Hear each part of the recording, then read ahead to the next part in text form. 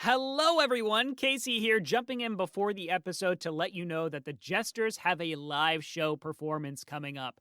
On July 29th, we are going to be performing at Sip and Play in Brooklyn.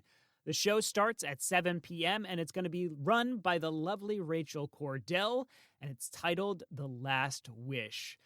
You can get your tickets down below in the description, or you can buy them at the door there. But we hope to see you there either way for this amazing live show performance. It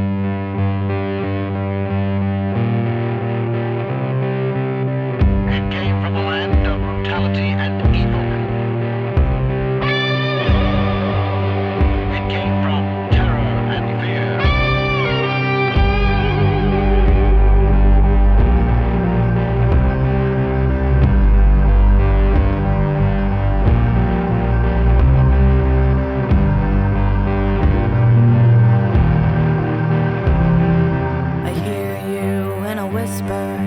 Calling me through the reeds, the wind sweeps, the waves bury me.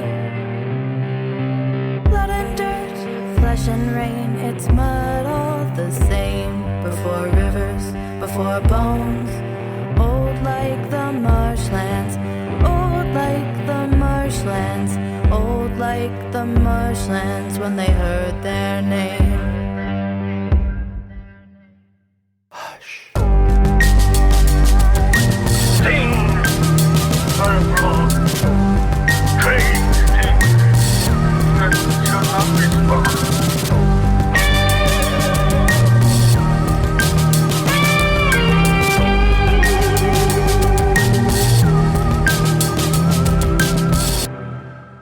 Welcome back to Blood on the Reeds, everybody. This week I am joined by Rachel Kordell. Oh, me first. I am Laura Turner, herald of the fiddler crab, dirt-eating freak. I am an awakened skeptic who cannot escape the darkness. Casey Reardon. I play Elmer Fink, a superstitious explorer who fears no haints. And let me tell you, killing a snake may bring you bad luck, but there ain't no superstition about killing a wolf. Ooh. Damn. Hell yeah. Seth Coveyou. Hi, I'm Seth. I'm going to play John Douglas. Hell yeah. Andrew Frost. My name is Vernon Hodges. I am an honorable explorer who knows the unknowable, and I'm going to put that motherfucker Theach in the ground. Very nice. And finally, our special guest, Nate Brass. What's up, Internet? I'm playing Chet, a curious swamp wizard who serves the green. Should we do a little recap, everybody? Yes, please. Let's do it. So let's see here. In our last episode, you guys managed to get away from the Queen's End's revenge. You had some scenes up top there, reconnecting, checking in with each other, formulating a plan, having different opinions on how to approach certain issues right now. But that was put this aside as you realized a long walk was ahead of you. You made your way across miles of marshland, open terrain, winding rivers.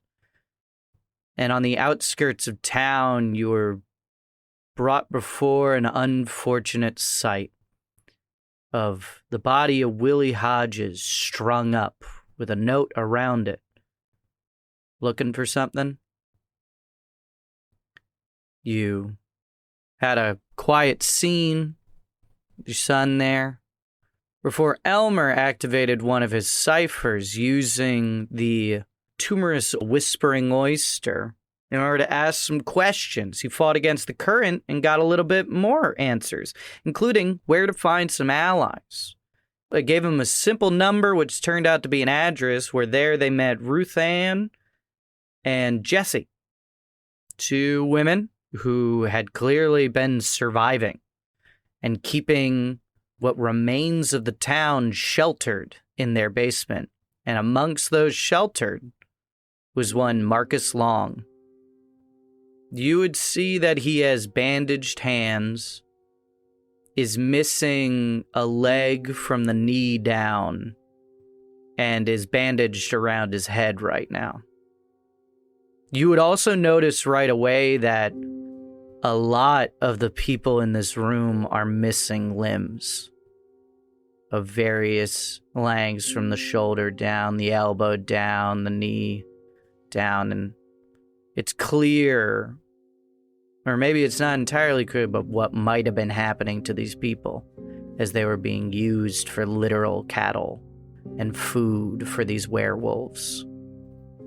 Oh, I thought they were just becoming pirates. No,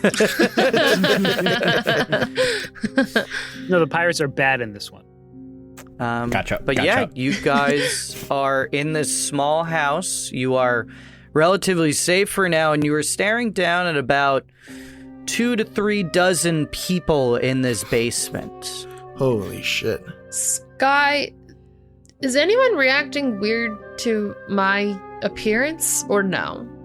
Like, it's a little hard to see, and all of them are pretty shell-shocked from a lot of the horrors that they've seen. Sure. You would definitely see eyes lingering on you, but right now, everyone is afraid of the entire group, as 5 strangers are peering down at them, basically. But yeah, I mean, 1 or 2, you would definitely see some eyes lingering on you. Okay. Gotcha. I definitely don't think I'd be the first to speak then. Don't worry. I think we're all here for the same thing. Why don't you give me a charm, or if you have any skills that might relate to, like, calming people. I know that you have one where it's reading people, right? Pleasant social interaction and peacefully opening communication with strangers. Okay, then. So that's going to ease it down to a difficulty 2. So roll above a 6. Alrighty. Nat 1. 7. Whoa. That could have been People bad. Toeing the line. are on edge, but your voice rings true and you speak clearly. And yeah, people calm down a little bit. People stop backing away. You definitely notice like a couple people like just kind of trying to hide themselves where there's basically nowhere to hide. I think Elmer is going to make his way over to Marcus. Yeah, Marcus just looks like completely shell-shocked, like he's just looking into the middle distance. He doesn't even notice you approaching. I think I'm gonna squat down next to him and like lightly place a hand on his shoulder and just say, Marcus Long. Yeah, he kind of like reacts like, yeah. My name is Elmer Fink. These are my companions from Owl. We were sent to get you out of here. There's no getting out of here. There's no getting off this island. We're just cattle now. We're just cattle, man. The way out is going to be through. I'm not asking you to join us for that, but we'll punch a hole for us. I think he just kind of goes quiet and just like nods his head.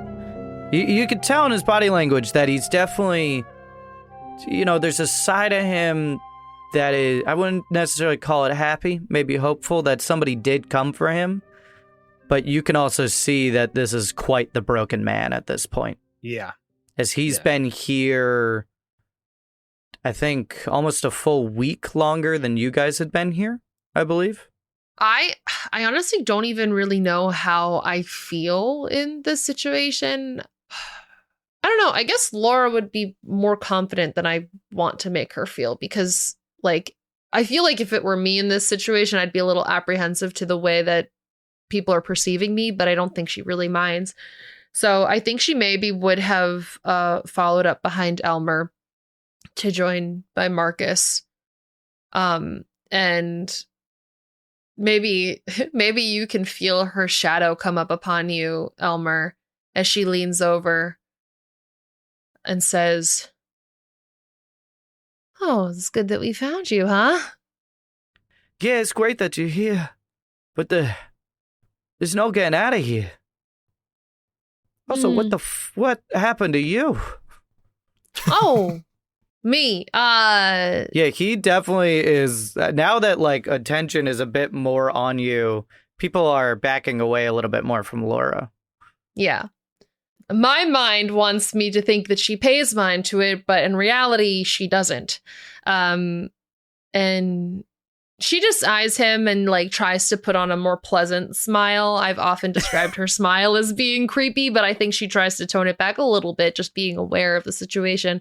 And just like, oh, I've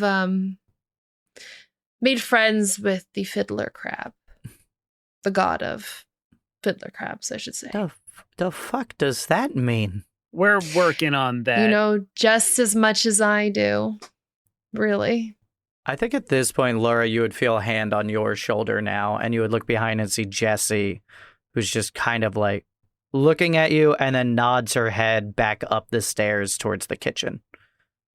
Basically asking you that you're making people uncomfortable. Sure, yeah. I think the way that she acknowledges that touch on the shoulder is like a slow turn away. It's not quite like a shock. And then would bow her head and be like, sorry, don't want to cause a disturbance. And would go to slink up the stairs. Yeah, unless anybody has any more business in the basement, I think Jessie kind of looks to the rest of you as well and would nod towards the stairs and then would walk out herself, leaving you guys. So if you wanted to do more down here, but basically follows after Laura up the stairs. We have the means of taking down Theach. We have one more totem, for lack of a better term, that would allow one of you to harm him as well. So who among you is the strongest? They look shocked at your words here, many not believing that they could trust you, but a few hands would poke up and they would point towards Ruth Ann, who's standing on the stairs there, who still has tucked under her arm her shotgun. So I'll make my way over to Ruth Ann and I'll produce the last totem, because you had said that we had enough hair to make 6, I believe. Yes, you made 6 of them. So, and I'll offer that to her. Let's... Mind if we talk about this upstairs? A lot of people course. are tired down here and probably want to keep resting. Slash, we don't like to keep the hatch open for too long, lets the smell get out. Very understandable. Yeah. Looks to the rest of you, would go up the stairs. Again, doesn't make anyone leave if anybody has anything they want to do in the basement, but otherwise, it's asking everyone to come back up to the kitchen. I think on his way up the stairs, Elmer's just going to turn around and say, I don't know a lot about the history of this place, but I met some people who had long since passed from here. In the burned out church, I met their spirits, and those people rose against an oppressive force, and we will here too. Maintain that hope. Roll a, presence, a leadership. If you have anything to ease that with, we're going to call that difficulty, honestly, difficulty 2. I don't think I have anything to ease it with. I'm going to guess this is intellect-based. It is intellect-based. So I'm just going to go ahead and roll it. That is an 11. You see a number of people look up with hopeful eyes. A number of people clutching to, religious artifacts, to heirlooms that they've managed to steal away and take with them. And a number of people nod at you and almost give a half smile as well. And you make your way up the stairs. Chet, John? I look out at such a pathetic, cowering mass of suffering, and I offer a sheepish smile, realize I really have nothing to give them, and escape up the stairs. Okay. You make your way up the stairs. Yeah, I think I'm just going to grab a bunch of really high-level ciphers and head upstairs.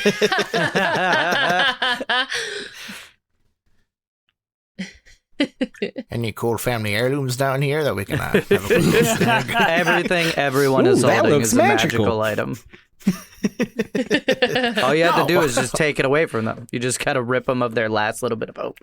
Excuse me, ma'am. Could I borrow your peg leg? Is that new? See, those aren't even invented yet. It's magical. It's real. Sorry. But yeah, you all are back upstairs in the kitchen. They close up the hatch there. Jesse walks over to a window that has some blinds down right now and would just be kind of peeking out of it, clearly keeping watch for the rest of you. And Ruthann turns to you, Vernon, I guess, and would be like, "You said you have a way to hurt him?" We do. Before I get into it, how much do you know about the lineage of Theach? I mean, his grandpappy, I think, bought the island or something like that, and then we don't know exactly how they came in control, but then his son, Augustus, was mayor for what felt like forever. You know, people say that he was always the mayor, even, as kind of a colloquial term, but now that we really see them for the monsters that they are over the last couple decades, it makes a lot of sense. And then, I wasn't born when apparently James came to take over the town. That was some odd 50 years ago. But, he controls the island. And especially when that child appeared some 20, 30 years ago, that's when he really took control of the island. I see. And suddenly we couldn't leave anymore. No one could come, no one could go. Do you all have a plan for how you're going to take care of him? Well, the charm that I gave you allows us to physically harm him. As for those who still follow him, I think that's where we'll need, you all. What do you mean? Well, how many still follow Theach? I'd say he's got a good 20 that still follow him, and they're getting desperate right now, but they're spread thin. Many are wandering the island in search of food and new cattle that might wash up on the shores after the thing destroys their boats and drags them to the shoreline. So, if you're just talking who's in town, I would say about 5 or 10 maybe at any time. He's always got at least 2 people with him. So, when we arrived and that thing killed the 5 of us, were we expected to wash up on shore and become more cattle? You can give me some sort of insight or something like that. We'll just call it a difficulty 2. Sure. Yeah. That was almost a natural 20. It was a 14 on the die. Okay, then, yeah. So, easy success there. You would think that when Cygnus revealed that you guys were federal agents, I believe, or was it Willie? When one person revealed that they were federal agents, you were basically deemed as too big of a threat. You weren't just fishermen, you weren't just people, you were a government agency that needed to be killed. How 3 of you survived is a little sketchy because we saw how brutally 3 of you did die. But 2 of you miraculously did survive and were dragged into the water instead. Interesting. So, the 20 that are still following Theach, they're all wolves then? They are all wolves, yes. Do you know how they become that way? He transforms them. It's a ritual that I've seen before. It requires a full moon and a vial of his blood that is then passed down to his new descendants. And it's bloody and brutal, and they literally rip the wolf from the new body, and people, sometimes they don't survive the transformation. We had encountered some in the woods on our way here. While one was, a full wolf, there were two behind them that were some kind of hybrid. Is the blood diluting? Over generations, yes, without a direct heir, as James has not had a direct successor, the blood is getting thinner, I think. All right. Is there... I mean, you know town better than us. Is there any particular place we could draw him out to our advantage at all? She gives a long thought to that right there. Probably away from the water, at least. Getting him away from the water would be a good idea, as the thing is a lot stronger by the water's edge, but you gotta keep in mind that she can bring him anywhere. Those tendrils, that monster, it's everywhere. It's not just in the water. Yeah, we saw it in a cavern, too. I may have a plan for the girl. Care to share? I'm going to pull out the cipher of the black powder. I believe if I put this around the girl's neck, no harm will be able to come to her.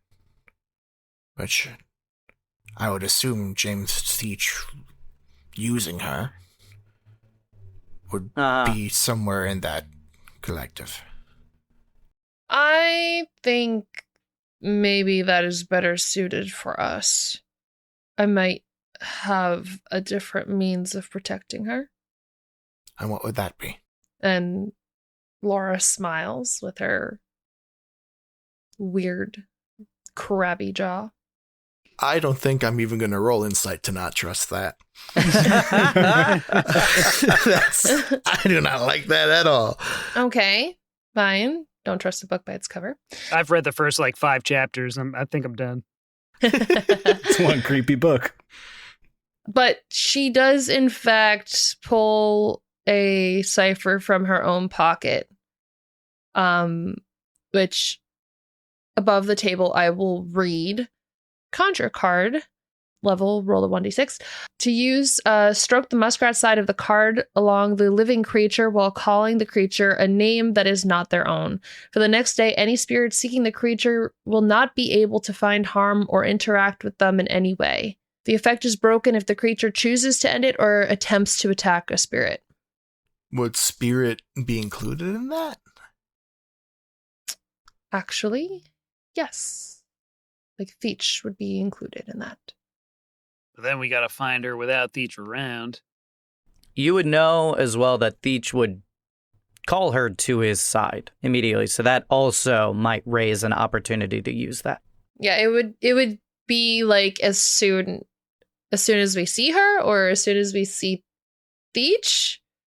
I believe we'd have to separate the two first. I have an idea on how to do that. Has anyone thought about how we are going to fight a werewolf? It feels like we're all focused on the little girl. Well, yeah, you made us these totems. Well, yeah, but he's still a giant wolf, man. Ruth Ann, how many shotgun shells do you have? Let me roll for that. Or somebody roll 2d6 plus 4. I got you. Who rolled better? It's 14. I've got enough. And she pulls out a almost full box of shells. All right, I got 5. So if you don't mind, I might have to borrow a few from you. I think 19 shells would be enough to put down that wolf. I think so, too. Especially with the ability to get through his invincibility. I mean, That's this might be asking a bit too much of you, Ruth Ann. I don't know how much of this whole wolf situation you really know about, but do you know if we kill him, the others turn back, or are they still a problem we're gonna have to deal with? She kind of like scowls a little bit and kind of looks down and be like, they're all cowards. You kill that son of a bitch and they will tuck tail and run, I bet. All right. All right. Well, that's convenient. If you need... Ruth is like mulling something over and she chimes in. If you need a way to draw him out, I might have one way. And she kind of looks and Jesse is shaking their head no. And then Ruth Ann looks across it and goes, We send a rat from the group. The only reason that he would have to leave would be if he knew where his missing cattle is. We have almost the whole town here. And every single one of them wants off this fucking island. And you know that they would be willing to do anything to get off this island. I saw the way they looked at you, I saw the way that you talked to them. And I know that it would be impossible to protect everybody, but might be better to go down fighting at least for a chance than to be treated like animals again.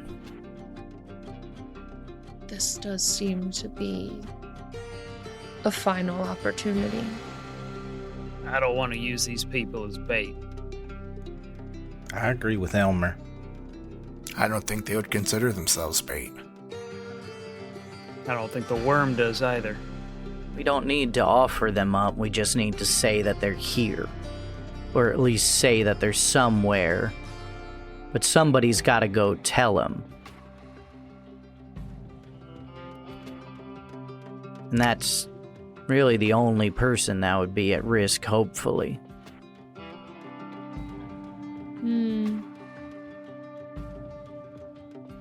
I could.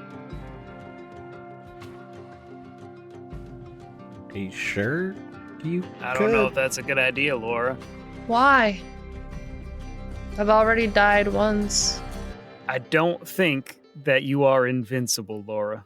I'm not invincible. That's not what I'm saying. So you're just going to throw away the second life then? No, not at all. I have a job to do. I'm just saying, my chances versus anybody else, I have the ability to bind for a minute, at least. The ability that I'm referencing is called Quick Bind. Basically, as described, it says you surround a foe with of your size or smaller with scantalizing energy, mud, keeping it from moving or acting for 1 minute as if frozen solid. You must be able to see the target. It must be within short range. And while bound, the target is impervious to harm, cannot be moved, and is immune to all effects. And it costs an action as well as the intellect points, or it is an action rather. So that can be it can be used as defense as well as like to stop something from moving. Gotcha. So, I mean, I'm kind of thinking like it can be used to stun Theach, but it can also be used to protect the girl. Okay. So, Good. you know, if we either get her far away, or it doesn't really say that it can be broken down or stopped. You know, we could technically freeze her like that and, you know, protect her. I just wanted to make that known to everyone that that's something that I have in my arsenal. Yeah, especially if his hand's in the girl.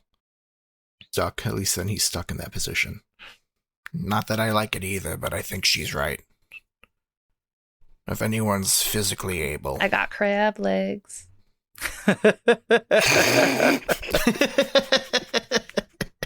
Yum. Oh, don't worry, Elmer. It's not like I'm running into any witch home or something and getting lost there. Elmer grits his teeth. Laura grins. Look, none of you need to go. I'll go. He knows who I am. He wouldn't necessarily trust any of you.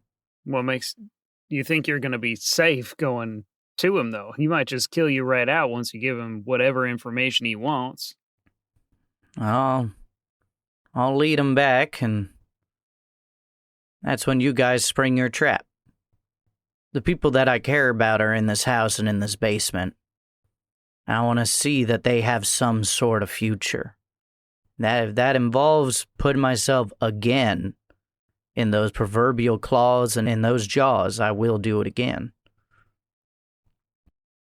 What if we just stand in the center of town and yell for him? He's likely to gather up his forces and send them all against us. Kind of just final stand it. That is an option. Could try and rally the people downstairs. If you guys can take care of him quick enough, you might be able to get the rest of them to turn tail. And right now, there's more of us than they are of them, as he's got half of them at least running around the island. I'd feel better doing it that way. How long do you think it would take for him to muster the rest of them here, though? If he knew that his cattle was being presented back to them, he probably wouldn't bother. You guys, the ones that you ran into in the marsh, did you kill them? No. Well, he knows you're coming, but he's a vain man who thinks himself invincible. Well, he is. He is. Kind of. He thinks he's invincible, so he would just present himself to you. It's not a bad idea. As I see it, one of us can either go get him and try and lead him into a trap, or you can try and confront him in the center of town. Decision's up to you all, but we should move quickly, as every day they come a little bit closer to finding our hiding spots. And there's not a lot of places left that I can move everyone here. Should we take a vote on it? All right. Everybody who's in favor of sending someone down to lead him into a trap, hopefully, raise your hand. That's Laura and All Elmer and Vernon. That is 3 out of 5 in favor of leading him into a trap. Well, shit. Everyone in favor, I guess, of us doing this in the middle of town and just yelling for him. Raise your hand. All right, that seems to just be me. Oh, Vernon, you're double voting. That seems to be cheating. I'm torn. John, did you not have an opinion either way? John's looking at pencil marks on the kitchen wall. He's thinking about the dead bodies strung up on the road. Howard, the headless one, and Willie. The images are fresh, burned in his head, but they change. Every now and then, Willie holds a stuffed rabbit.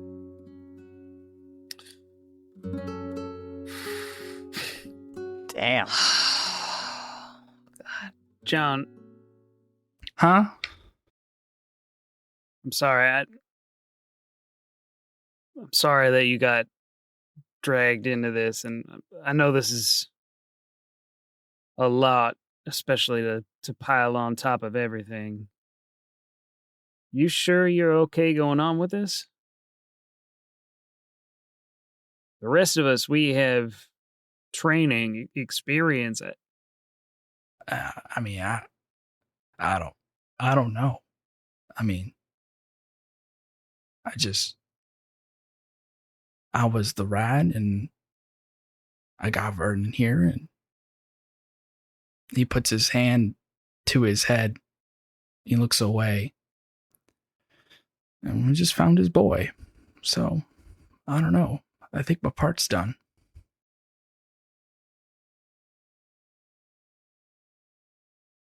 I'm sorry to have pulled you into this, John. No, Vernon. I'm sorry. Me too. You were saying, Elmer. I was just saying I don't think anyone would blame you for taking a seat down below if you need to sit this one out. This has been a long couple days for all of us, but I feel like you especially. Yeah. I know. And I don't think anyone would blame me. But when I look in my children's eyes, and the love of my life, and the gift she gave me, I'm gonna know I did the right thing. Hell yeah. Hell yeah. All right, you guys are going to lay a trap. I know that Laura was talking about going to get him. Ruth Ann also offered to go get him. So first things first, who is going to get him? I want to. I think Elmer does not like the idea of Laura going, but he likes the idea of Ruth Ann going less. What about the speaker? Yeah. Could send John. Might make the most sense. That's true. John's also a local and would be a bit more trustworthy. Well, local. Yeah. Mm-hmm. And not a crab either. I didn't hear in character John offer that. Just that he was going to do the right thing here. So if John wants to offer, I think what I would do if I was the director is off of that line, I'd just start the Wild West call out theme, and it's John marching into the center of town. Yeah, I think the director gives a thumbs up from his chair. It's just like, all right, we'll be back in 2 days with rewrites. And we cut away. We do some rewrites real fast. We do have to reshoot some scenes. But yeah, here's what I want to know. Why don't we talk about the trap first? Then, John, we're going to move to you heading into town. What are people doing to prepare trap here? What do people want to be the inciting incident? I will also be willing to treat this a little like retroactively if you guys want to decide these sorts of things in the moment rather than planning it ahead. Because that could be fun too if you're like, I narrate up to the scene and then you describe where you were hidden, what exactly you do. I like that option personally. Okay, then why don't we do that? Quick question though. Yeah. In this world, I guess technically it works with my class. Do I know if werewolves have the folkloric susceptibility or weakness to silver? Yes, they do. They do? In that case, I will ask Ruth Ann for a pair of pliers, in which I will pull the stones out of my rings, and then grab a file and begin getting powder out of my rings. Incredible. Yeah, you do that. I'm going to need a magic roll here. Oh, God. As you are ripping apart powerful artifacts. I have an inability. Oh, no, you can't roll. Okay, what is that? I mean, can the magic itself is in the stone. Mm-hmm. I'm trained in crafting magic. I could help. Yeah, if you're willing to help, Laura, then why don't you roll for us? Yeah, for sure. Thank you. Yeah, of course. Does that training just make me able to do it? It lowers the difficulty as well. Lowers the difficulty, Sorry, that was so cocked. down to a challenge of 1. Okay. Oh, thank God. Yeah. Incredible. Yeah, I got a 12. Yeah, low difficulty, incredibly high stake in mind. All right, you do that. You get the gems out, you file down, you have your powder.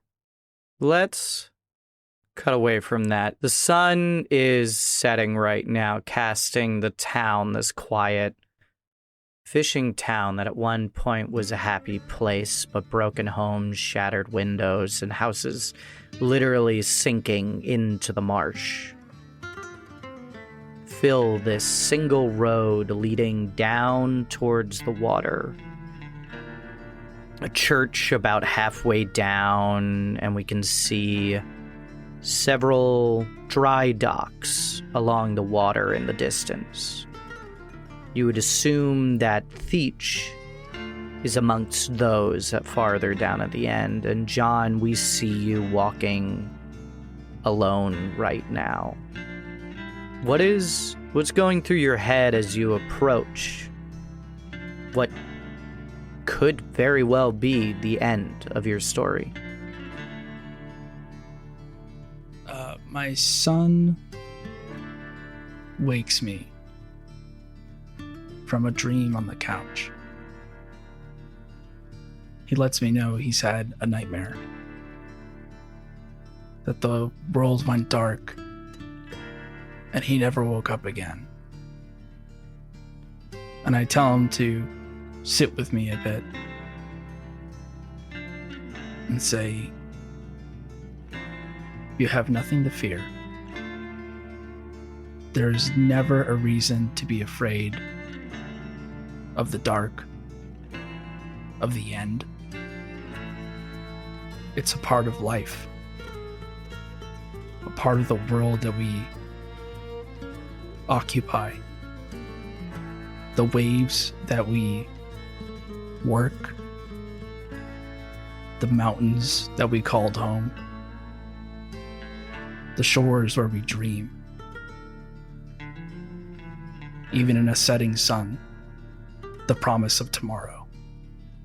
And you hold your head high as you walk down that street, the confidence that tomorrow will come. Tomorrow will be beautiful.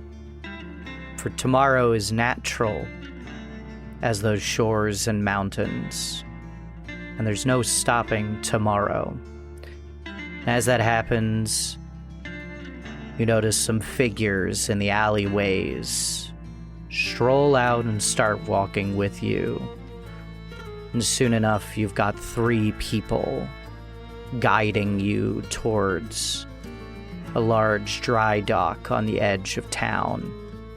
At the very end of that road, they open the doors for you almost cordially. And inside is a large sailing vessel that has been outfitted quite beautifully for the supplies that are in this town. It's got multiple levels, and it's clear that this is probably where James lives, his own little mansion on the water, so to speak.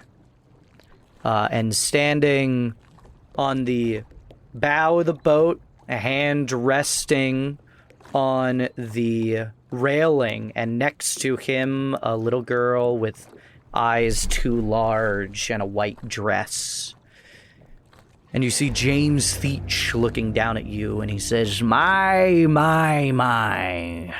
So bold of you to simply waltz right up. Where are your companions?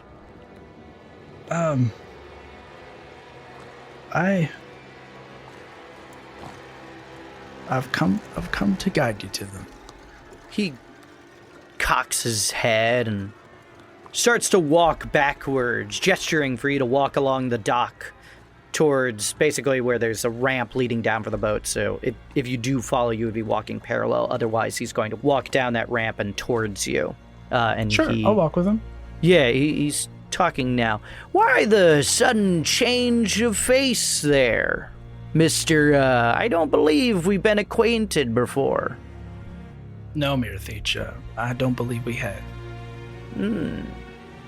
Proper man using a proper title. It's how you earn respect quick. But please, a name, if you will. The name's John, sir. John Douglas. Well, John, you seem like a knowledgeable fellow who seems to have information that I need right now.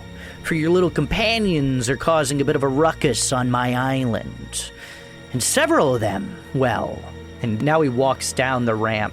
How tall is John? He's not a tall guy. I mean, okay, I say that. I would say he's around 5'7", 5'8". Not exceedingly so tall, my but, height. but not necessarily short either. Yes, I understand. Theach is out of his wolvine form, is maybe 6'1". He is a tall, imposing man. Yeah. Imposing man, he comes down and he puts a hand on your shoulder and he goes, I think we're going to get along just fine. Why don't you tell me where your friends are? Well, it's a kind of a shanty house, a couple ways that way. Down by the, well, close to them sugar pines you can see over yonder. Oh. I believe I know the house you're speaking of. Now, John, I do have to question you right now. You gave that information rather freely. What's to stop any one of myself or my companions now, well, quite frankly, ripping you in half? You know that we had the means and the lack of morals to do so. I definitely know you have the means, Mayor Theach. But to say lack of morals would mean that I've learned nothing in my time on this island.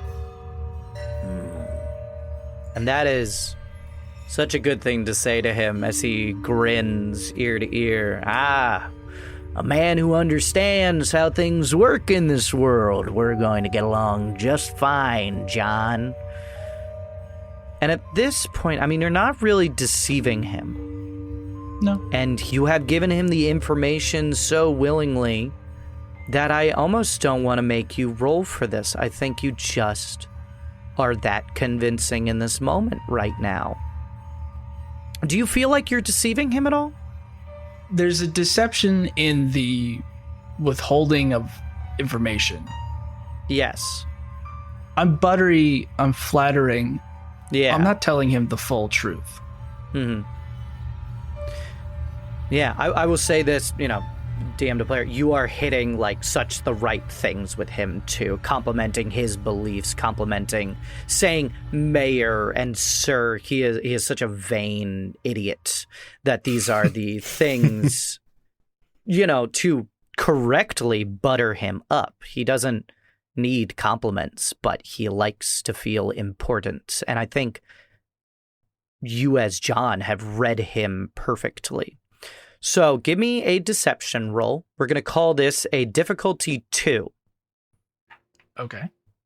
Do you have anything to ease that?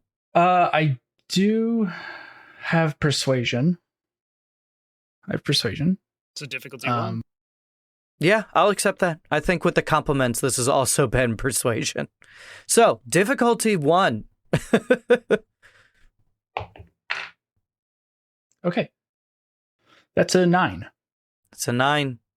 He turns, instructs a few of his companions to stay behind, and then points to 2 others to follow him. Lead the way. He then snarls up at the railing where Bailey has not moved, and she is just staring down at you. I think this is the first time you've seen her? Mm-hmm. Or you saw a brief glimpse of her on the Queen Anne's Revenge walking down a set of stairs. But otherwise, this is the first time you're seeing her, and her big eyes have not left you at all. And her appearance is so alien. But I would say that there is a look of slight hope in those big eyes of hers. And yeah, James turns and snaps at her. And is just like, You will beck when I call. Understand? No more of this running off alone you've been doing the past couple days. He looks at you and raises an eye. You wouldn't know anything about that, would you, John? I'm sorry, sir. I don't know the girl. Give me another deception roll. This time a difficulty 3. Still persuasion?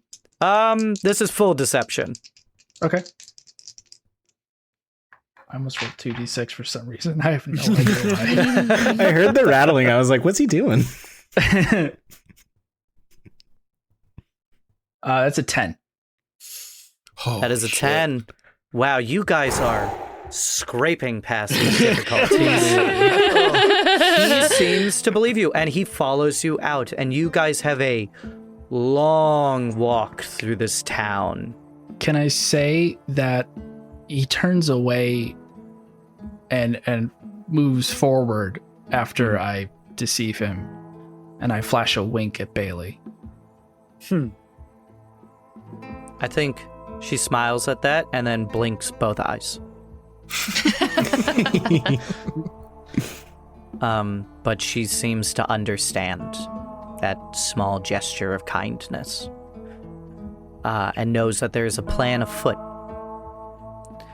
You walk through town. You lead him to the house that Ruth and Jesse and the rest of town were in? Mm-hmm. Okay, then. He is flanked by 2 other people that you would assume are werewolves, a man and a woman. And While I walk with them, also, can I use my special ability, Understanding? absolutely, what would you like to know? I'd like to know this totem pole I have in front of me. Obviously, Theach is at the top. Where do these 2 fellers following him rank in that? Maybe real far down? Or the left and right hand? These are not his left and right hand. You would probably assume that his left and right hand are actually out, probably searching for all of you. So letting those guys go, well, one, it did alert him that you all had survived. It actually seems like it might have been in your benefit, as it caused him to send out search parties along the rest of the island. Okay. Does either one look afraid? What do you mean? Do you mean afraid of the situation they're walking into, or afraid of James? I'll go for afraid of James. Then I would say yes. You would see, like at one point you pick up, the man is walking along and he stumbles a little bit, and you almost forcibly see him like catch himself and right himself and like look at James to see if James caught that. And it seems they are on edge, that this man, who you can assume has a incredibly short fuse, who's being incredibly cordial with you, but you have heard nothing but horror stories about. I'm going to offer the stumbling one my flask. Are you doing that sneakily, or do you just openly hand it? He stumbles. I kind of walk by him. Maybe look like I could stretch out a hand, and then I stretch out a hand with the flask in it. I'm just going. He would, no roll necessary. He would take the flask and drink very quickly. And he would nod at you, kind of surprised. And he would give you this big grin, and you would see that, like, he has canine teeth all throughout it, and they are stained and rotten a little bit. It's a silver flask, that fucking idiot. He dies immediately. And I'd like to use another special ability. Oh, wow. Okay, then. John's going all out. This one's called Encouragement. Okay. Oh, that's cute. Yeah, it was. So Encouragement notes allies. And I was wondering, because I'm kind of walking with him, does he see me as an ally right now?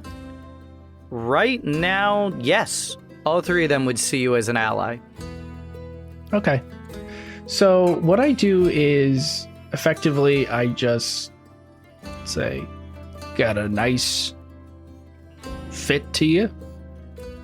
You do any work crabbing? The guy who's talking about, he has slacks on, what you might have assumed was once a white shirt, but is stained, and there's clearly blood spots on it from previous events in this man's life, and he just sort of chimes in and just like, no, I've never done any sort of crabbing before. It's not really my thing. That's okay. You never know till you try. I see the ways about you. You could have the patience. Were you a crabber? I am a crabber. You got a boat? I do.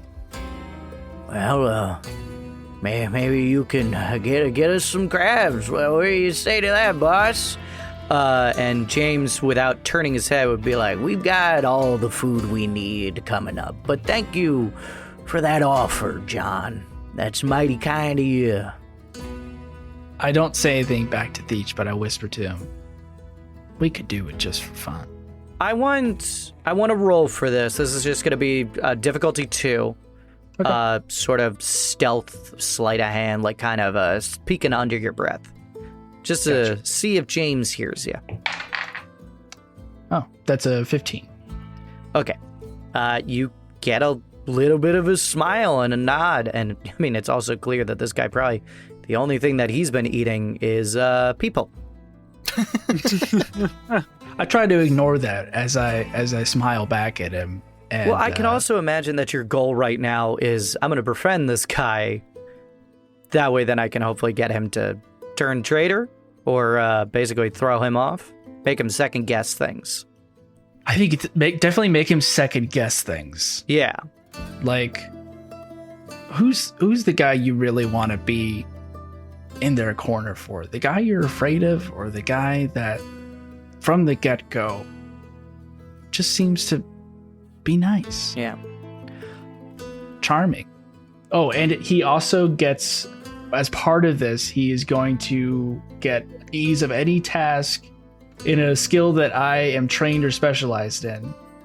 And just because we've never used it before, he is going to get an easement in the trained skill business. Business yeah, we never seems to have found a improved. use for that skill out here. It did come up several times. Potentially, he will have the opportunity to make a business decision. Yeah. Okay. To maybe start his own crabbing business. There you go. Or just You guys, save his own life. Break off from management. that is true. You guys are about, I would say, 200 feet away from the house. Where is everyone else hiding? Are you in the house? Are you in the reeds nearby? Are you ducked into an alleyway? That candle that was burning that I described last time is still masking your scent in what you could assume a couple hundred feet. I would like to be hiding in the mud. Perfect. I love that. Okay, then. Full The rest of you? seriousness. Elmer is in the reeds. Bo is currently drawn all the way back, waiting for them to come up, and you can just see the ghostly hand of Ruth holding it back with him. I love that. Chet, Vernon. I think Chet is also hiding in the reeds. Okay. I think Vernon and Ruth Ann are going to be taking side flanking positions, kind of from a forward angle, so closer to the house. Okay, then. And So, like, there's houses running on either side, so, like, ducked into the alleyways on either side of the street. Exactly. Before we split, Vernon's just going to look to her and say, "Now remember, if we aim for the limbs, we should be able to disable them." You all are hidden right now. I am going to need stealth from Vernon, Chet, and Elmer. Laura, you are vanished in the mud. I'm one with the mud. I'm a dirty little freak. This is going to be a hard check. This is a difficulty 6, eased by 1 immediately for John's great role-playing. and keeping James distracted, keeping his people distracted as well, not just James. Love that. So difficulty 5. So still a difficult check. Whew. This is speed. This is whatever stat you want it to be. So I am going to spend some intellect points here to make Ruth substantial. And she is going to use her action to be an asset for me in this. Okay. Yeah. It's sort of a way that she kind of gets in front of you, and then you watch as she almost disappears. And it's the way that a ghost can turn itself invisible, and it seems to be helping obscure you in the reeds. Okay, so that eases it down to 4. The rest of you? That'll be a 20 for me, baby. The natural 20? Oh. Okay, then before we know the results, who do you want not to roll? Honestly, as much as I love my buddies, probably Ruth Ann. Oh, I wasn't even going to make Ruth Ann roll, but yeah, now I will. But yeah, if you choose Ruth Ann, then Ruth Ann doesn't need to roll. I got a 14, which, because I reduced it, that is a success. That is a success. Chet, did you have a way to reduce it? Also got a 14, so I failed. Oh. You didn't want to ease it at all? No, I'm good. Okay. Chet. Just like Chet being oblivious to danger. John approaches the house and is stepping into what would be your sort of target zone, the point between all of you. And he looks behind his shoulder at you, John. And he cracks a smile. Quite the little plan you got here. And he would snap his fingers, and as if she was always there, you see the little girl step out from right behind him. Once again, we see as he reaches a hand down and places it on her head. And I am going to need, before anything else happens, Chet, you are going to make a speed saving throw. Difficulty 5. Okay. I got a 4. He has not noticed any of the rest of you, but as a tendril erupts from the ground, pushing out aside dirt and stone, and it wraps around your leg, Chet, you are not basically going to get your surprise action here, as it wraps around you and drags you down to the ground, constricting you and starting to damage you, and you're going to immediately take 3 points of might damage from it. Okay. Everyone else, though, spring your trap. I think this would be a really good time to do quick bind, potentially on Okay. Bailey. Oh, interesting. Okay. To protect her. I don't know. I feel like that would lock Theach to her, unless, and then would he be able to remove himself from her? He would not be able to remove himself from her, but it doesn't seem like he needs to move around to control the monster through her. But then he wouldn't be able to dodge my arrows or the shotgun shells nearly as well. Yeah, that's That kind is of, true. and also Bailey would be protected from any of that as well. Yes. So yeah, I think I ascend from the mud and shoot a quick bind at Bailey, with the mud around her feet shooting up around her head and closing around Theach's wrist. He looks surprised as suddenly mud is encasing around Bailey and binds his hands there. And he would be like, it ain't no use, I can still control her. As he kind of pulls back, just from the sensation of the mud hitting his wrist, I would like to take that opportunity to shoot a shotgun blast directly at that arm. Okay, then. There aren't really called shots in this game. So what I'm going to say is that this will increase the difficulty of the roll, basically. Okay. So it is a challenge 5 normally. This would increase it by 2. All right.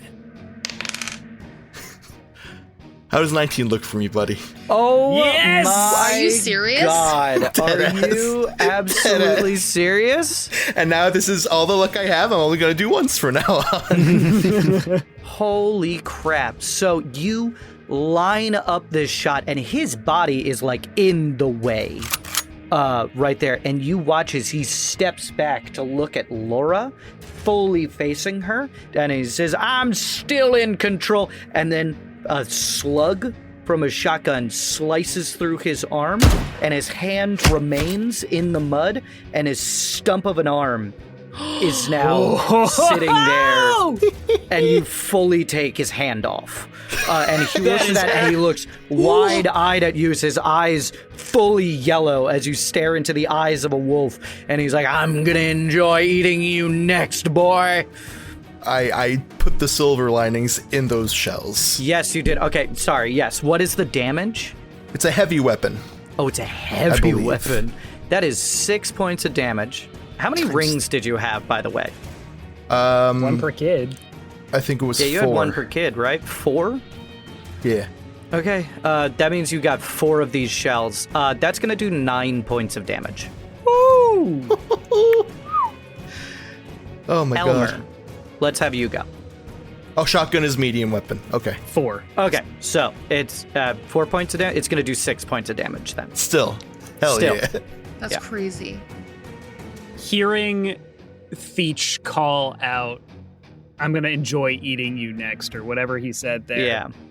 Elmer just has the bow drawn back, Ruth's hands guiding his, Mm-hmm. and he's just going to whisper, eat this, as a poisoned tip arrow from Chet flies from the bow.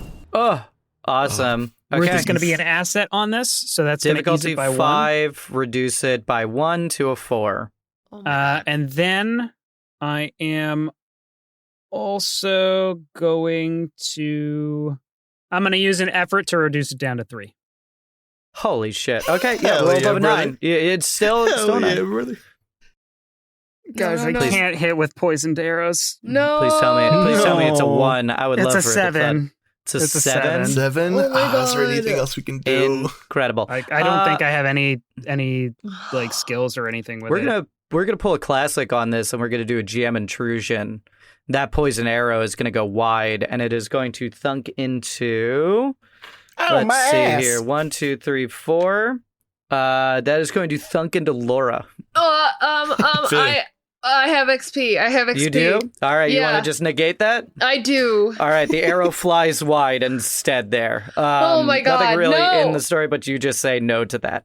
Yeah, okay, I do. now, so yeah, Ruth is going to shoot. Does she have one of the silver-lined shotguns?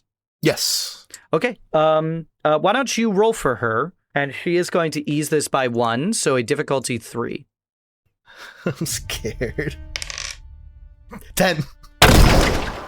You guys are scraping past these difficulties right now. Some of us. She shoots, and that is another 6 points of damage into him, and he is already significantly hurt. Dude, John, you got a way to do a lot of damage, because if you do, you could kill him. I don't think I could do a lot of damage. Yeah. Well, is there anything that you would like to do? I'm gonna use Shake the Bones. Hell yeah. Mm. Oh, classic. Shake them bones. Shake them bones. Rattle Rattle, them. rattle, rattle. Rattle, rattle, rattle. Rattle Are them you- bones. And you're doing this on James, I assume? Yes, on James. Okay. I use an intellect point to shake the bones. I have an Okay. edge in intellect. Actually, I have Great. 2 edge in intellect, so I just do it. And James is going to take 2 points of might damage and 2 points of intellect damage. Amazing. Okay, so 4 total. What does that look like as you shake them bones? It's another one of those instances where John's voice just, it's clear and echoes louder than it should, poignant, and he just stares down Theach and says, a bully is no leader. A bully is just filth, rotten, there is a magic to those words, and he has a bright white, clean white shirt that is open down slightly the chest, and you could almost make out a little bit of rot form right where his heart is as you say those words. And it also hurts his feelings, so the intellect damage too. Let's roll initiative. It is a difficulty 6 initiative. Who succeeded? Anyone succeed? Difficulty 6. I did not. I used it twice and still failed. No. Okay. I am unable to succeed. Then you all are going to go Oh, wait, after. no. Sorry, I think I forgot. I have regular training in initiative. I lowered it 3 times, and that's a success. Yay! Incredible. There we Elmer, go. you Thank go God. first. You got a Okay. second poison arrow? Probably not a second poisoned one. I think I'm probably shit out of luck on that. But I'm going to make my way over towards where Chet is being grappled right now. And I'm going to activate my muscles of iron. Before you do that, Chet is no longer being grappled. Oh. The All right. tentacle, it crashes, and then it falls to the ground and slithers back into the ground, now that his connection is severed from her. Fuck yeah. Oh, excellent. Oh, yeah. In that case, I am going to do something else. I am going to attempt to foil danger here. It's a 2 intellect point thing. I used it with his granddad, and I'm going to use it again with him. So with this, it cost me 2 intellect points, reduced down to 1, and essentially, I can negate a source of harm from an enemy, and I would like to negate his other claw here that he still has, because I guess he lost his other one. He is not werewolfed out at this point, but you can assume that he will soon. He is still just in human, kind of mode. Would there be a way that I could negate his ability to do that for a turn? I don't know if there is a readied action in this, but I will say that there is in this moment. You could use your react. I think there is actually. I think you can prepare an action in this. Do you want the trigger to be him wolfing out? Yeah, so with foil danger, it says you negate one source of potential danger related to a creature or object. So, Okay. Do you want to negate his claws or his teeth? Negate the whole wolf. Yeah, I would love to Oh my negate God. the whole wolf, right? You gotta choose Arrow claws through or the jaw, keeps it pinned down. This guy's like, you can't take all of my toys. I'm going to choose the jaw. I'm going to You're go for choose the jaw. That's a good choice. That's a good choice. You made a much better choice there. It is now James' turns and the other wolves. James, you watch as he throws his arms down to the side here, and his bones start cracking and stretching. And then you watch as the head of a wolf rips forth from his stomach, claws reaching out and simply rip him apart. Except for it would be claws, multiple, but one of them is just a malformed, badly grown back nub where you see claws sticking out of it at odd angles, as it's almost more of a club right now. And that hand is not totally negated, but you can tell that he's not going to be as effective with it. And he rips forth from there. He looks at you, Vernon, and he charges straight at you. No fear. With that foil danger, I do need to make a roll. Okay, then. Is it based off of the creature's level? Yes, there's Okay. 3 different things that it says it could be against. It's either against the level of the attack, danger, or creature. Okay, then. It's the creature, then. It would be a challenge 5. So I got to roll a 15. Yes. Okay. Can I reduce this down at all other than effort? Do you have, use magic or something like that? I have an inability in magic. Oh, right. Yeah, this isn't magic. Okay. Nope. The way I'm flavoring this is I'm shooting him in the jaw so he cannot use it. Incredible. Okay. Go ahead, roll. Would you consider this sensing danger in the fact that I know that his jaw is probably going to be the most dangerous thing? Sure, why not? It's the finale. Yeah, let's do it. Thanks, Do you want to guys. spend? Do you spend effort? Yes, I am going to spend effort here Okay, as well. ease it which down is- to 3. Roll above a 9. Don't fuck this up this time, Elmer. Guys, it's another 7. Incredible. Unfortunately, your shot Can't roll above 7. goes wide. He moves a little bit too fast. You loose off another arrow. Was Ruth easing that? Let me see how many times she can do that. How many times can she be an asset? Doesn't attack creatures, but while substantial, it can use its action to serve as an asset, and it's corporeal for 10 minutes. So yes. I Would can you use her. like her to help you ease this? For the love of God, Ruth, save me! The arrow flies true and it thunks into his jaw. Fuck yes. Let's go. He runs at you, Vernon, and he is first going to swipe with his claw, and this is bumped up. It is a difficulty 6, and he's going to make 2 claw attacks at you. So let's settle those first. So make 2 defense rolls for me. Okay. I would like to help as not an action using one of my abilities. Is it, can you use it like that? Yeah, so the ability that I have is called Enable Others, where basically helping people usually costs you an action. It does not require an action for me. Okay, you can ease one of these to 5. One of them is difficulty 5, one of them is a difficulty 6. So And then if you want to spend effort, you can. If you have defense, you can. I trust you to do that math, though. the second one's a failure, unfortunately. Okay? The first one, however, is another natural 20. Andrew, Holy what fuck, You're playing with Andrew. weighted Okay, dice. What do you think that looks like? It's the club hand that's coming at you first. So unfortunately, the lesser of the 2 attacks, but what do you want your boon from that to be? If it's the club side first, I think when they swipe down and miss, they land with all their weight on that paw. And because it's not really a paw, instead the momentum kind of goes with them and they expose their belly side up. Okay, so ease your next attack, basically. Yeah. Incredible. Cool. Okay, the second claw does connect, and that is the full claw, and you are going to take a full. Hold on a second. Let me look this up here now. You are going to take 8 points of damage Whew. All right. from a single claw. Then he opens his mouth, and he grips onto you. His claw is digging into you right now. You remember his words, "I'm going to enjoy eating you next." When an arrow thuds through one side of the membrane along his mouth and down through the bottom of the jaw, because he was tilting his head slightly, and he just has a wooden arrow sticking through his mouth now. And he howls back with pain, and he is unable to bite you, which would have been more damage and would have healed him. So, yeah, you've also gotten rid of his healing factor. His 2 allies are then going to go.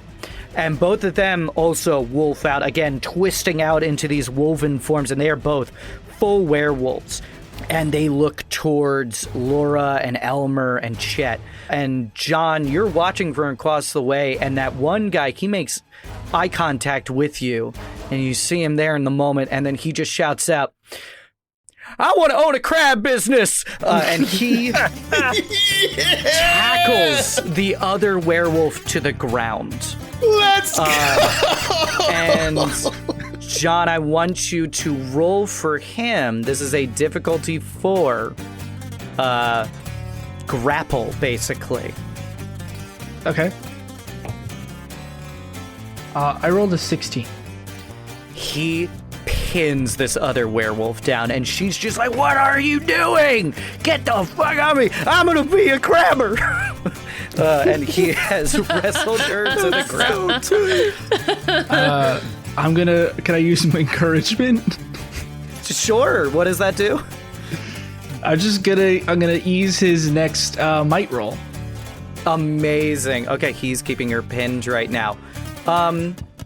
Who is Wait, I'm gonna next? double check I can do that. Defense test, attack test, or task. Yeah, I'm gonna say attack tasks. And I'm gonna say as part of my encouragement, that's an excellent use of free will, son. That's so great. Chet, why don't you didn't get to go in the surprise round, so would you like to go first? No, I'm good. Incredible. Are you sure? Then Laura? I think what Laura is going to do is maybe in one cool move, I'll crab legs over to Bailey just to Okay. kind of get there effectively. It's more for flavor than anything actually interesting. But I think what I'm going to do is dispel the mud, and I would like to use my cipher on her. Okay, this cipher, the Little Joker conjure card. you pull out this card that I feel like you've always had it. Yeah. Even when you were a skeptic, it was just, maybe it was a good luck charm to you, even though you don't believe in that sort of stuff. It was something that Laura helped. She got it from her from a night out with her friends playing poker. And it was a card that fell under the table when she won some money, and she kind of just kept it with her. And even though she claimed to not really believe in it, there was just something always about it that she just kind of kept it with her just in case. And you see on this card, even though we call it a little joker, there's actually a depiction of a muskrat, a local rodent, on it. And you slip this card. Do you like pull away the mud? Yeah, so I think how this looks is that Laura approaches Bailey and dispels the mud. Maybe Theach's hand falls out of the back of her head. Maybe she takes a moment to collect herself, realizing what's going on. And Laura meets her eyes and says, this will keep you safe. And takes the card and puts it to her shoulder and says, Bailey. Isn't it a name that isn't theirs? She says that she doesn't have a name, so... It is technically a name that is not their own. Exactly. As Vernon, you heard her name at one point, and it was a series of gurgling rivers, crashing waves, things like that. Mhm. And while she has accepted the name Bailey, it is not her true name. So in this moment, you say Bailey, and the card activates. And a little spectral muskrat comes out and curls itself down by her feet, wrapping its tail around one of her ankles. And I think what I say to her in this moment, above the table, it says any spirit seeking the creature will not be able to find, harm, or interact with them. Does that effectively make her like invisible to everyone? Or just those looking to inflict doom upon her? It would make her invisible to James. Okay. Because he is wanting to do harm to her. No one else here is. Sure. So after the muskrat crawls around her, Laura, I think, would then get to her eye level and say, he can't see you no more and he can't hurt you. But don't go too far. We're almost done here. And try to like send her off. Yeah, she wouldn't leave. She wouldn't even really move from the spot. Sure. She doesn't seem that afraid right now. Just don't stand right here. In the middle of the battle zone. Very well. And she takes a step and simply disappears. And then on the side of the road steps out from just behind like a single reed and steps back out. Yeah, and I think Laura just kind of nods, and at that point, would begin the next turn. But that's my turn. John, Chet, Vernon. I did my encouragement action. I'd like to see a Chet move. Okay, Chet. Can I use a Sage player intrusion? Hey, that's a Hey. Nearby presence. You sense a magical entity close to you, offering to lend a hand. They might ease your next ability, buy you some time, or protect you for a few rounds. So, what I would like to do is use the energy of this grimoire to tap into Theach's curse and kind of try and temporarily revert him. Oh, change him back to human? Yeah. That's so fucking sick. Okay. That is going to be a... Oh, my God. With the GM intrusions, it's not really a roll, I believe. You spend experience to do them? Yep. Right? Yeah. I'm willing to roll if you feel like that's more fair. I'm going to make this a roll, and I'm going to say this is a difficulty 4. Okay. But you will lose the grimoire. Yep, that's fair. Okay. Do you want to ease that? It's going to be intellect. Can I ease it with using magic? Yep, you can ease it with using magic. Can I also... I don't entirely know how player intrusions work. Is that my action? That will be your action. Can I use a cipher? Oh, yeah. To ease it? Sure. What was the cipher? I have the Gift of the Green, which I can use to gain an asset in all tasks related to the green. Okay, you ease it by another. Do you want to spend effort as well? Yeah, let's do that. Difficulty 1. That is a 16. I think that does it. Wow. That should do it. And I think Chet is going to get up, dust himself off, and look Theach right in the eye as he says, James Theach, I am Chet. I am a servant of the green, and you are an abomination.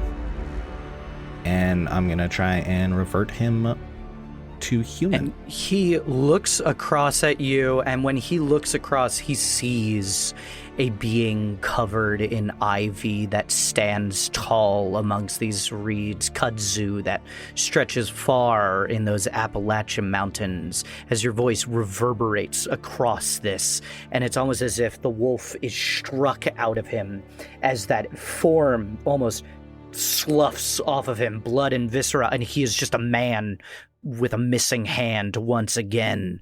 And he doesn't realize in this moment, be like, I'm going to kill what have you done to me, boy? And then he looks at you, Vernon. And I believe, Vernon, it is your turn now.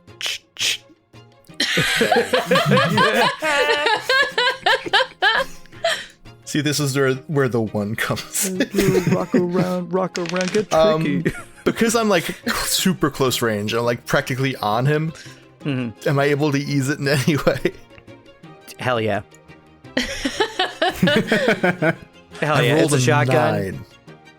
Okay, so it was a... Did you ease this with effort? Remember, you I gotta can do that ease it with before, effort. You gotta do that before the roll.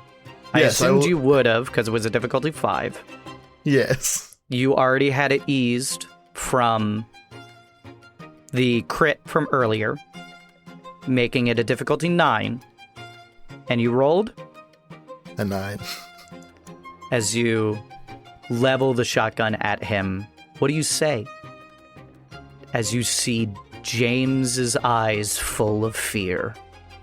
Throughout his journey here, and in his interactions with others, there's been a sense of decorum to Vernon throughout the entire thing. Whether it was talking with the werewolves in the forest, whether it was talking to the witches who stole the green.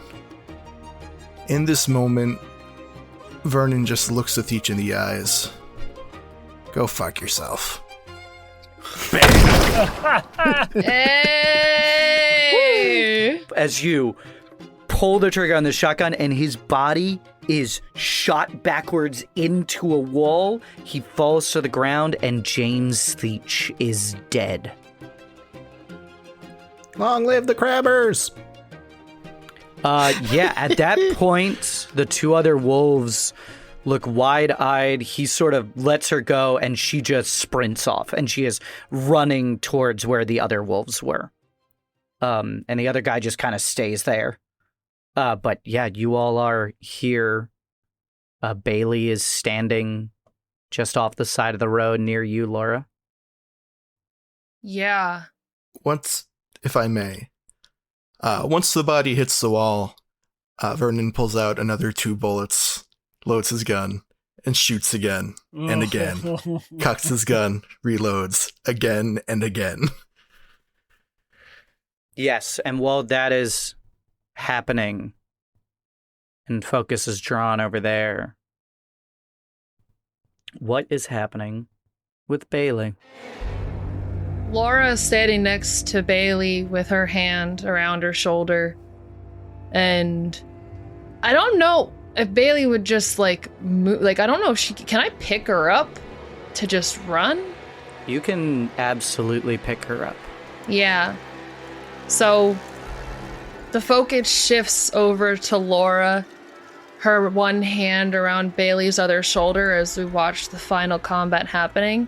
And Laura just picks her up with both of her arms and unleashes those crab legs once again, shooting out of her back, jutting into the ground and lifting them up into the air as she goes to basically make a break for the fiddler crab.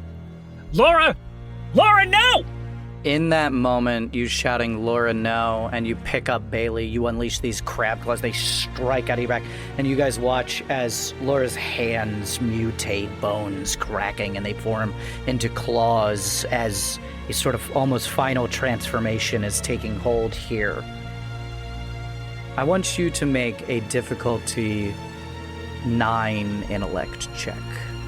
Oh my god. Yeah, what? As Bailey simply reaches up a hand and guides your forehead to hers. Oh boy. Yeah, I don't think I really have anything to ease this. You would need to ease it by at least 3. At least 3. So I can To use... succeed. I can use effort to do that. I need Once. how much? You can do it once with effort. Yeah. You do it once with effort. So it's now 8.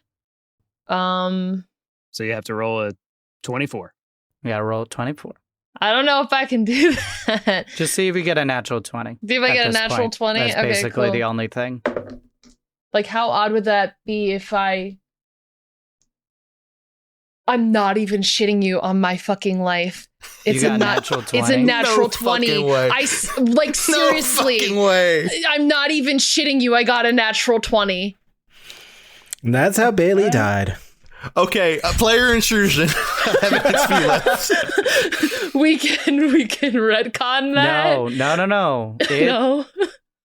happens. This is what happens in this moment. Oh no, I didn't want this. She presses didn't her want this. forehead to yours, and you are hit by a vision of Bailey standing in a marsh.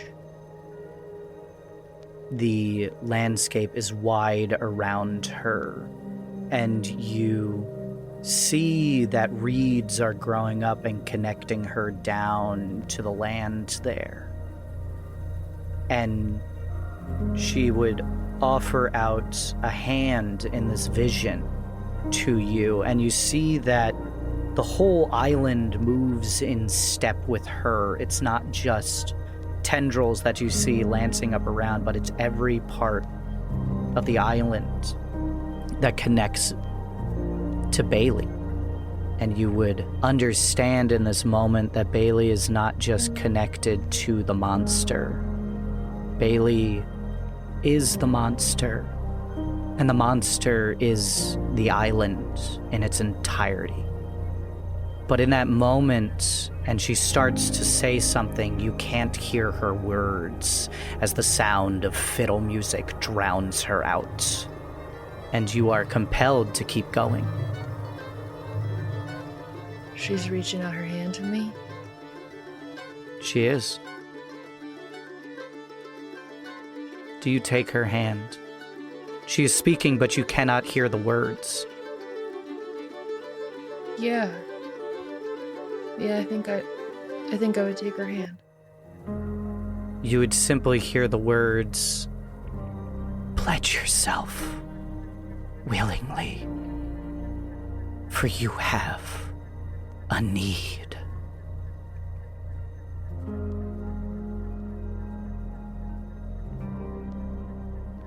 To her?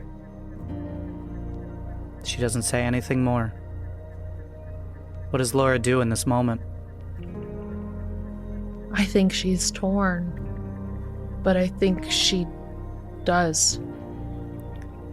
You reach out, and again, this is all like point of view, Laura, and in this vision, as you reach out, it is not with a broken hand. It is with a normal human hand as you take hers.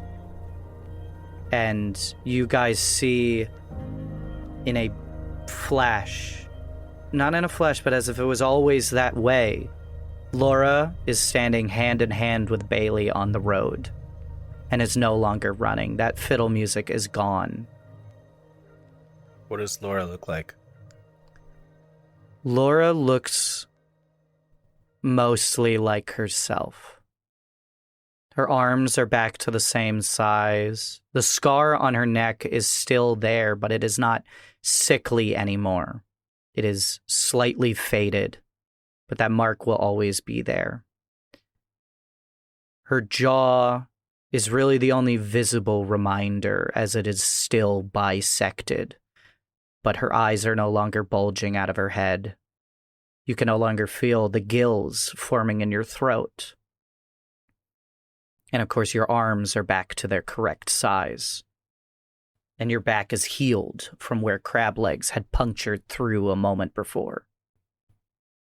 I think Laura's dazed. What happened, Laura? Are you all right? Yeah. Yeah, I think I'm okay. And Laura looks down to Bailey. Bailey is looking up at you and would say to you, I am sorry. And looks to all of you, I am sorry that I have caused you harm. It was never my want. And it was that man's need to harm you, or what he felt was great need. I was brought here because of a need, the need of the people here who suffered. They needed someone to look out over them, a spirit of the land. A protector, but I was corrupted and turned against them. And Laura, I am sorry to you, but you cannot leave. You must remain. For if you leave this island, you will change again. I can only protect you here. But as for the rest of you, I will not do any harm upon any of you. And I simply wish to go back to sleep, for I am so tired. Laura turns back to everyone. Her eyes are like kind of in shock, but also kind of relieved. Yeah, the music is gone. You don't hear the plucking of strings. You don't hear the fiddle music anymore. Yeah. Are you okay with this, Laura? Yeah. Yeah, I think so. Just, there's a lot to think about. From there, Ruthann kind of like approaches Theach and like kicks his body a little bit. Ruthann kicks the leg of Theach. The torso up is basically a pile of meat. Oh yeah, she's seen some shit, so she's still checking that he's dead. She would go back into that house and tell the people inside, who now make their way outside of the house. Marcus Long would specifically make his way over to, I believe, Elmer, who spoke to him first. Sort of just kind of stay near you, looking around wide-eyed. You all would make your way towards the harbor, and you would find that James's ship is gone, as well as a number of other boatcraft that, John, you had seen, and it seems that the wolves have fled. They have simply left the island. And people here want to leave. And there are a couple of boats left. John, do you summon the Dead Rise? Sure. You summon the Dead Rise, and It is at this point that Laura,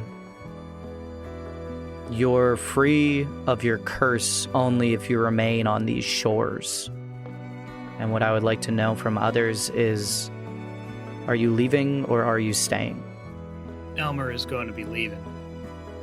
I think I'm gonna stay for a little while. There's still darkness on this island. I think I need to work to fix it. Vernon has a lot of paperwork he has to do. But the job must be done, and he knows that Laura knows that.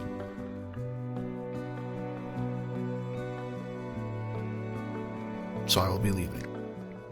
I've been away from home too long. I'll be leaving.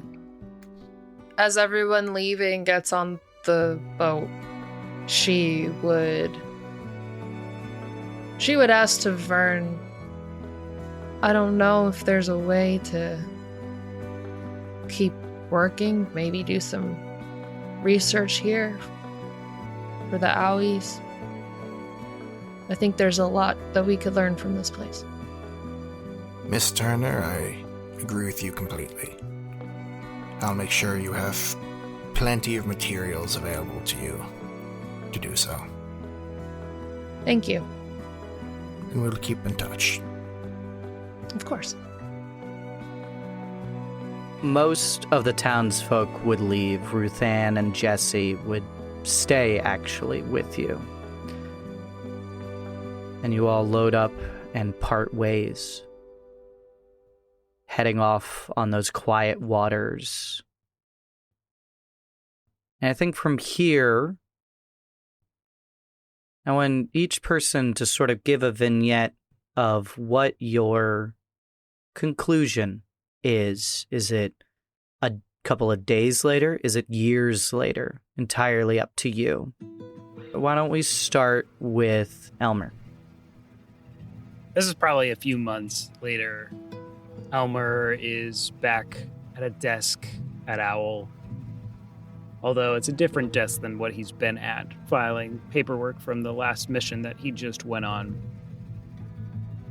Ruth appears behind him, a ghostly apparition, now a constant companion. And the two of them joke about how well that mission went. The Greenvines, who are joining him on that mission, how they fumbled it a little bit, but not too badly. And behind him, pinned in his cubicle, is the picture of Laura, but not the one with her eating mud, a different one, taken at the start of the journey with our whole group together. Oh. Laura, Chet? Yeah, I guess our future is a little mutual. Where would you set this, Chet? I was thinking a few years later. Mm-hmm. Have Laura and Chet in the lighthouse. Yeah. Cleared Whoa. of all the clams. With just like a vast library of like green magic books, and Chet like looking like an excited professor trying to teach his new student. Oh, Yeah. I love that. Laura, where are you in this? Yeah, I think Laura would be with Chet. I think the time spent on the island, she's definitely, I don't want to say loosened up in the sense that she's like not who she once was, but she's definitely different. And I think there is a shared conversation between them reminiscing where she would begin, you know, I was a skeptic for so long because I was afraid. It was a lot easier to deny things that didn't make sense to me than it was to open up to them. And I mean, I'll be honest, when the fiddler crab got me is the best way I feel like I could describe it. Like, I was really afraid, but I felt like it was gonna be okay somehow, and I didn't know how. But I think it was you. I think it was what you said to me that showed me that it was gonna be okay. You never have to worry. You don't have to fear the unknown. Learning's the fun part. It's really hard, but I'm really glad. I'm really glad that that you were there for me. I'll always be there for you. That's what friends are for. Yeah. Thank you, Chet. I think we cut away from there. John? 2 kids sit atop a grassy hill. Behind them, a small, modest, 1-level house. Before them, a long stretch of shoreline, a dock, and a setting sun. They pluck at the grass, fiddle with the leaves fallen, play with the bugs, so they don't see it, but they hear a ship's bell, and they run. Oh, I love it.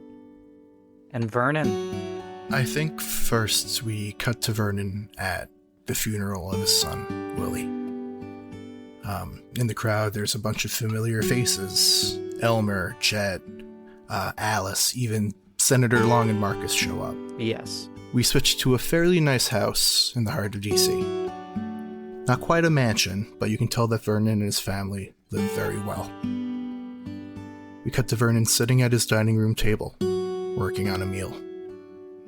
The camera pans to the opposite end, where a middle-aged woman in a black dress sits, food untouched, eyes puffy red, and staring daggers at the plate in front of her. Vernon looks up for a moment. His eyes are a mix of shame and longing, yet still they return to the setting in front of him. We cut to him in the mountains, helping agents trap a large burning bear. To him sitting with a coven of witches of the green, exchanging stories and laughter. Another funeral. Him at his desk filing paperwork.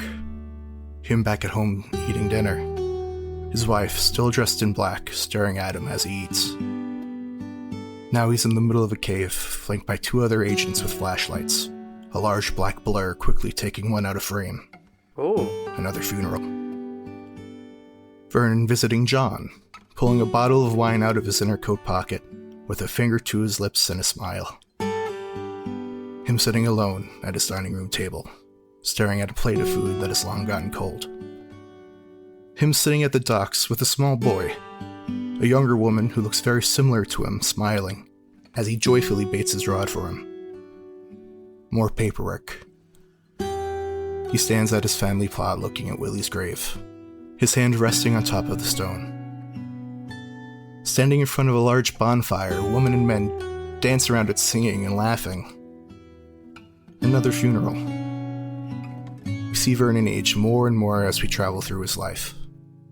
His youngest's wedding day. A meeting at the Oval Office. Another funeral. His retirement party. A granddaughter's college graduation. A baptism. A Christmas party. Having a drink with Elmer. And then we see Vernon on a ferry to Smith Island. He sits in his seat, a cane in one hand, and a duffel bag in front of him.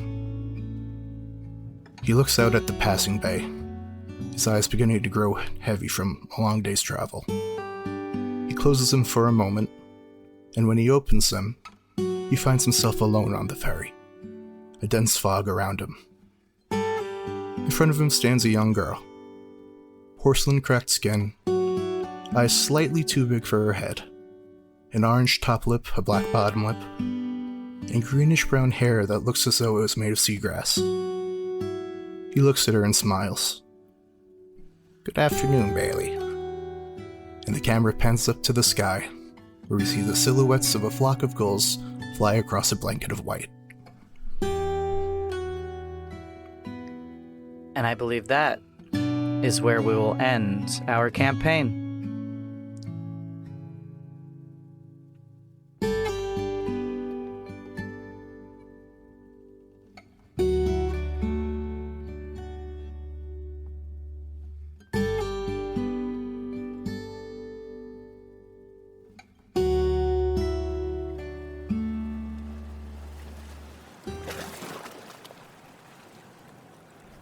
A mighty rising tide, rushing the land it flows, not caring for any in its path. But like all tides, it must recede. Awash away, O lands of beauty, awash away and reveal the scars. Awash away and heal these lands. The striped bass, the river otter, the white-tailed deer, the oyster, the cicada, each and all find their place and seek their peace. Sleep now, O great one. Sleep now, O me.